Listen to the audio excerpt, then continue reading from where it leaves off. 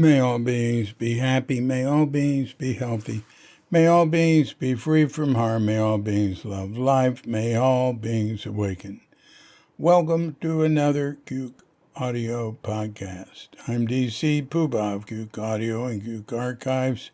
I pray that you and yours are safe and comfortable, free from economic hardship, and able to get out and do whatever it is you want within the limitations of the universal precept of do as little harm as possible.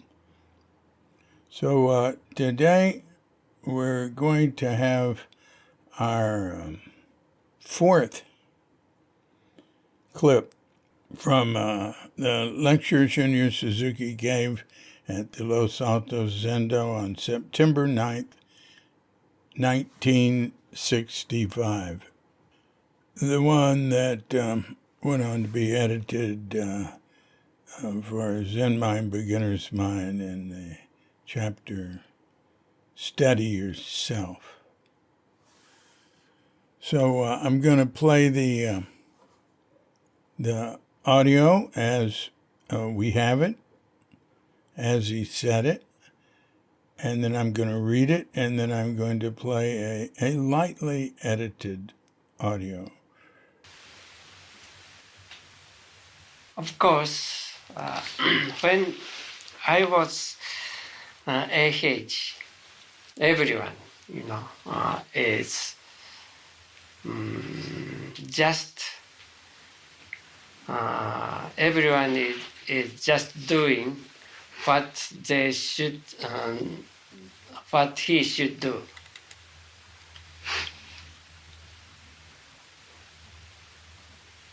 That's all. It is same thing as you have breakfast in the morning. And that's all what we do in AH monastery. When we have to sit, we sit. That's all. When we should bow to Buddha, we bow to Buddha. That's all. And when we are practicing there, we do not fear anything special. We do not fear. Even we are practicing, we are having monastic life.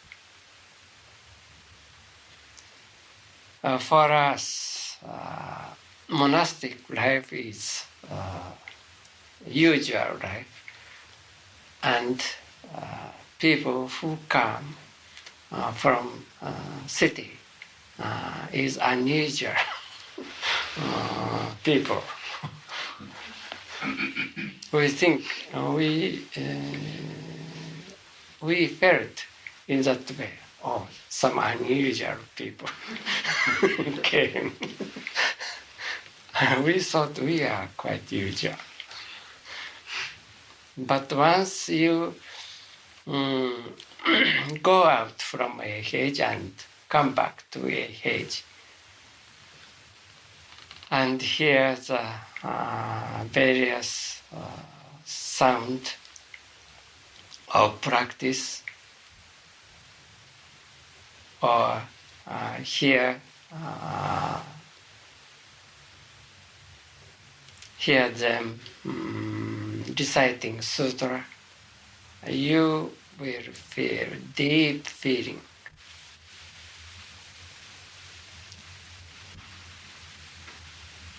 Till some tear flowing out of your mouth and eyes and nose.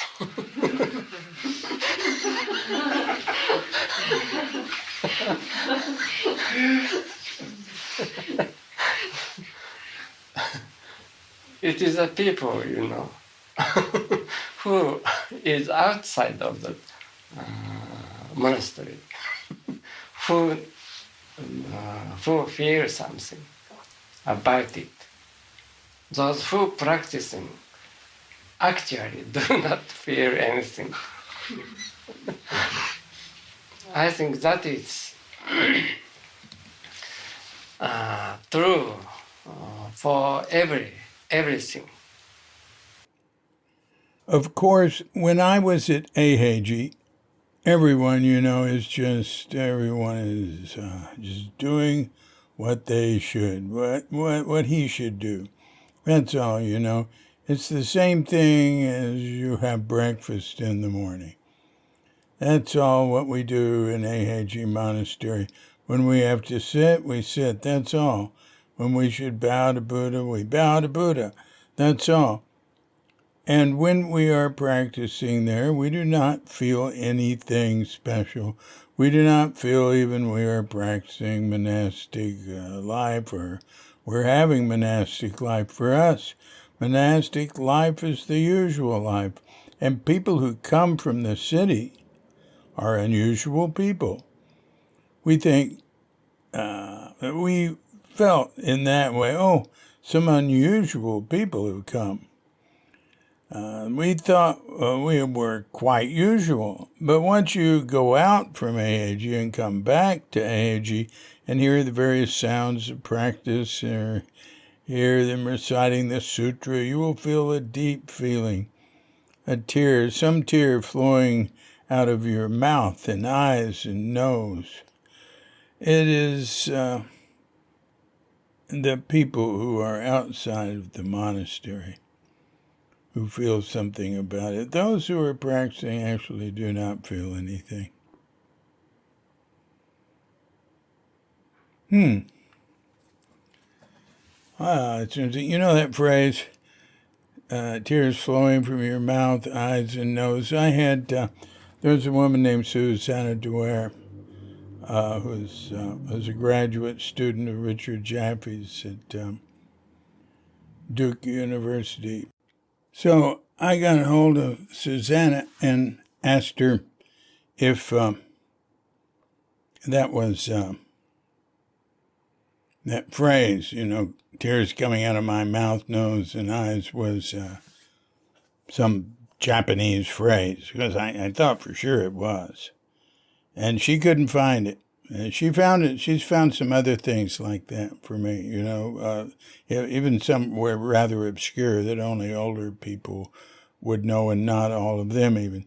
But she couldn't find any reference to that sort of thing. So maybe Suzuki just made it up. Anyway, I think you understand what he had to say there. Like in Tassajara, we felt like what we were doing, same thing, was just life, and people would come in the summer, from more than the summer, May to September, first of May to mid-September, or a little before mid-September, we'd have guests, and that's true. They would seem exotic to us in a sense, right? And what we were doing was just sort of solid and simple, and the outside world was sort of complicated and more confusing. And there were people who came in who every once in a while would talk about the outside world as the real world. I always talk to parents when when students' parents came in. I would almost always meet them and talk with them, because I was running the dining room for years, and I was assistant director and head monk. I always had these positions where I could end up doing that. And almost all parents were very supportive, but every once in a while, there'd be one that was really did not approve of their child being in this cult. And I remember talking to Susan Winder's parents, Maya, who's at Green Gulch doing a tea ceremony and other things. Her parents wanted her to be a liberal lawyer and like go to UC Berkeley and go to a law school and help people that way. And I said, I'd say, well, this is just sort of like going to school. It won't go on forever here. This isn't a place where people come and spend the rest of their lives, and they learn something here.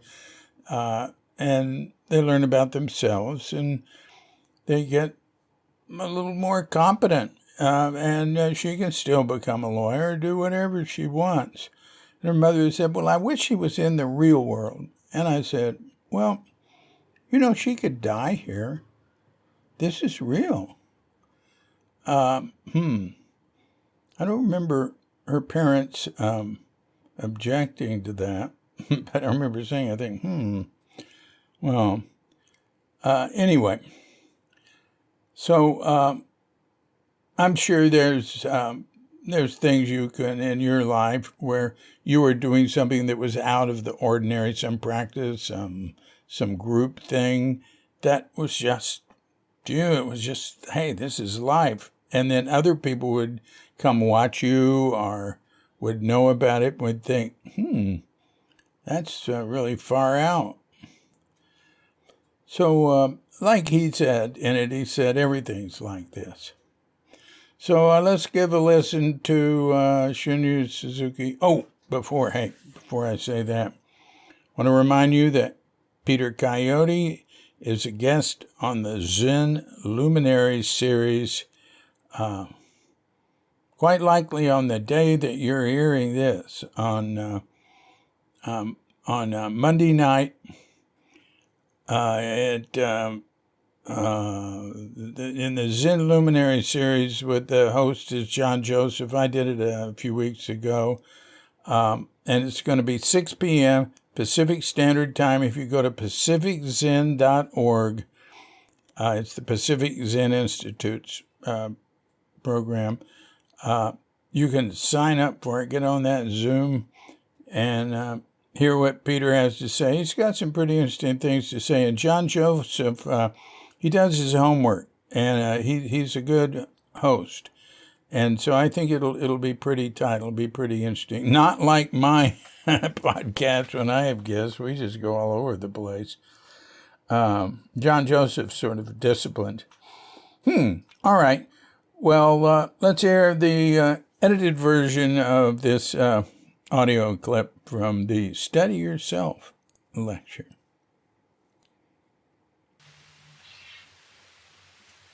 Of course, when I was AH, everyone is just doing what he should do.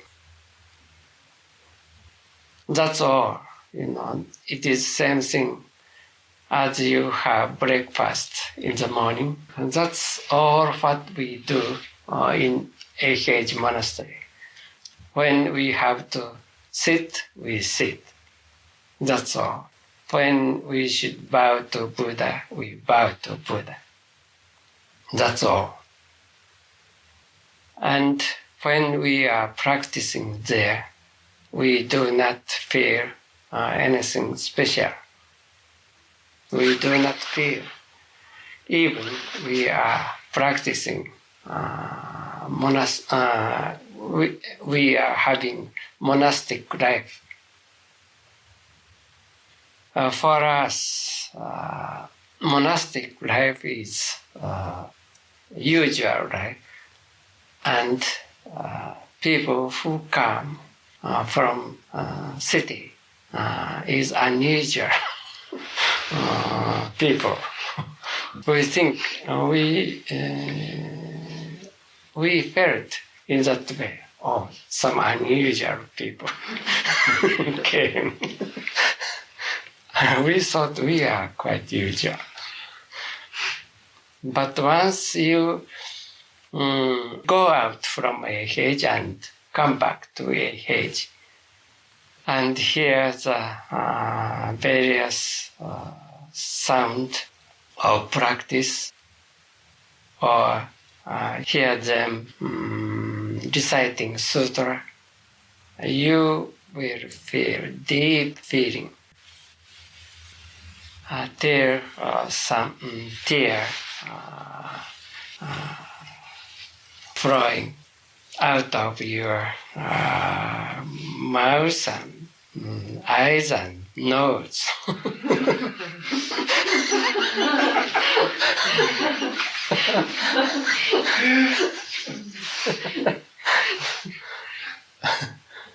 It is a people, who is outside of the monastery, who feel something about it. Those who practicing actually do not feel anything.